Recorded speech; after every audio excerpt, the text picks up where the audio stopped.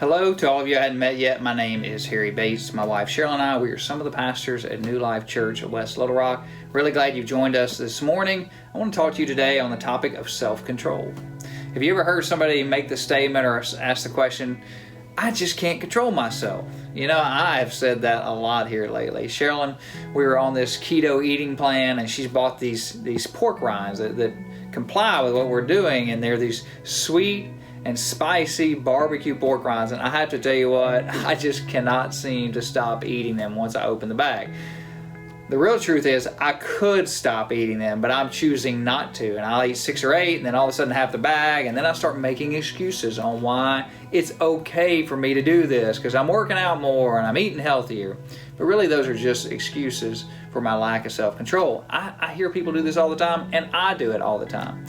I may fall into a habit, or you may fall into a habit when we go, well, that's just the way we were raised. That's the way my mom and dad did it. Or we just say, you know, you have no idea what my past was like, what all I have been through, and that's the reason I do this or that.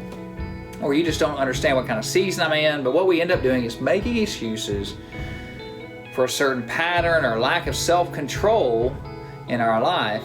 And we're trying to get people to sympathize with where we're at, and we turn around and sympathize with them. And this has been a pattern, though, for 6,000 years. You know, Adam and Eve did the exact same thing in the garden. In Genesis chapter 2, verse 16, 17, God told Adam, gave him a very clear command not to eat from the tree of the knowledge of good and evil. We know that Satan came along. He took some fruit from that tree, gave it to Eve. Eve ate of it, gave some to Adam. He ate of it. And what happened? The next time they saw God, not long after this, they told God, Adam said, God, it's your fault.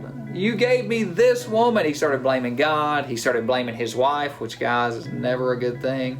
And then Eve, she started blaming the serpent. And they were just pointing fingers, the blame game, when ultimately it was their fault. It was their lack of self-control. So how do we get self-control? How do we maintain self-control? Well, we get self-control. I know the Word makes it clear. It comes from the Holy Spirit that lives inside of us. In Galatians chapter 5, verse 22 and 23, it talks about the fruit of the Holy Spirit, the fruit of the Holy Spirit living inside of you. And here's what it says. It says the Spirit, the Holy Spirit, it produces love, joy, peace, patience, kindness, goodness, gentleness, faithfulness, and self-control. That 9th one, though, self-control, I'm going to tell you what, it's definitely not the least. I could make an argument with you that it actually helps us maintain the other previous 8 fruit of the Spirit. But for the sake of time, I'm not going to go into that. But here's what I will tell you. I believe this self-control, it is a natural outcome of spending more time with God. If we can just wake up every single day and just choose, I'm going to fall in love with Jesus today. And we do this over and over every day. And we spend time with Him every day. You know, in John 14:15, Jesus said this. He says, if you love me, you will keep my commands. So how do we do this? How do we allow the Spirit of God to help us maintain and grow in our self-control? Well, I believe it's spending more time conversating with God every single day, all throughout the day. We're talking to Him. We're listening to Him. We are in His Word. We're reading His commands, getting the truth down inside of us, spending time worshiping Him.